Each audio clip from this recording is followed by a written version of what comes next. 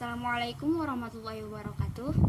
My name is Nur Anisah, and in this video I would talk about things that you have to know about apologize. So the first one is excuses or reasons. In some cultures, it is impolite to give a reason why something happened, as this can be seen to be taken away from your apology by giving excuses. This is true in a very strong apology, but generally in English, not giving a reason why something happened shows that you can't be bothered to explain, leading to conversations like, "Sorry I'm late. Well, where were you?" You can give an excuse like, "There was a traffic." Or if you want to go more extra, you can say like, "An astrologer warned me about a car accident on a major highway, so I took all back roads, making me an hour late." The next one is about apology, reason, and promise. Those three are related. Why? Because you apologize when you did something wrong, right? Then you give the reason why you did that. Finally, you promise that you will never do that again. It's actually a general pattern for a standard apology in English. So you make an apology, "I'm sorry I'm late." Then you give the reason, "Because I missed the bus." And lastly, a promise, "I'll be more careful next time." The next one is about what you repeat. In some languages, it is usual to repeat an actual apology word, but the usual rules of repeating yourself as little as possible in English apply to apologizing too. For example, in this situation, "I do apologize. You must have been waiting for ages. I'll try and make it up to you." And at the end of the meeting, "Sorry again for keeping you waiting." The exception to the rule is to saying, "I'm so sorry." So instead of repeating an actual apology word, it will be better to repeating the apology. The next topic is about adverbs. Of course, we could say "I'm sorry," but we have many more options to apologize in English.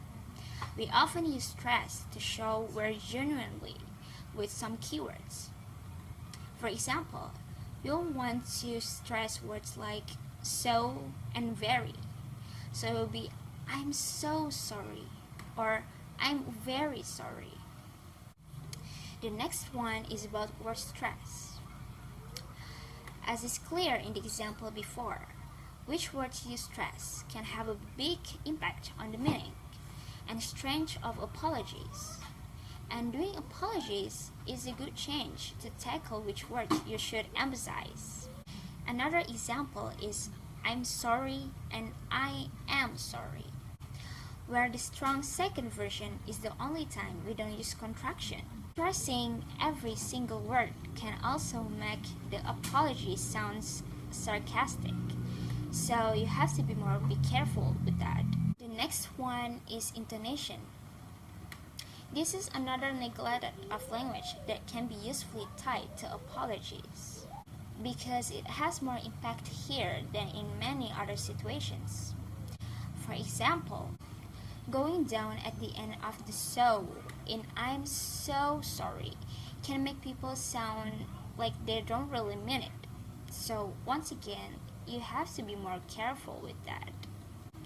Next topic is eye contact. In some cultures, people apologizing tend to keep their eyes down to show contrition. I attend to a churches with this story. Juries in America often assumes witnesses from Japanese companies are lying or feeling guilty. Why do you think that misunderstanding happens? Well, it's because they tend to avoid eye contact with the judge and the jury to show respect. To Americans, it makes them look stressed or shifty. Talking about apologizing in English, there are some words that will make confusion. For example, regret and pardon me. The most common mistake is using regret for normal apologies in conversations, whereas in English it is very formal and usually a written form. Another possible confusion is between "I regret to inform you that" to, to announcement a bad news, and "I regret to informing you that," where the second verb is something that has already happened. Another one is "pardon me" or "I beg your pardon." "I beg your pardon" is used in similar circumstances to show child that you heard rude word or noise that they made. Another common confusion when trying to produce "I'm sorry to have" plus past participle. For example, "I'm sorry to have given away your secret." The present tense of "to be" shows that the feeling is still there and therefore doesn't minimize the apology, whereas "I was sorry to break his vase" means that the feeling is finished and could even mean it's like, "but no, I know it was a fake, so I don't really feel bad." The last thing that I want to say is about formality.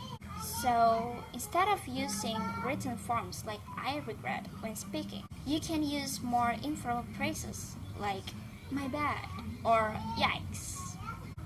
I think that's it for the video because I'm so tired right now to talk much. Thank you for watching. Goodbye.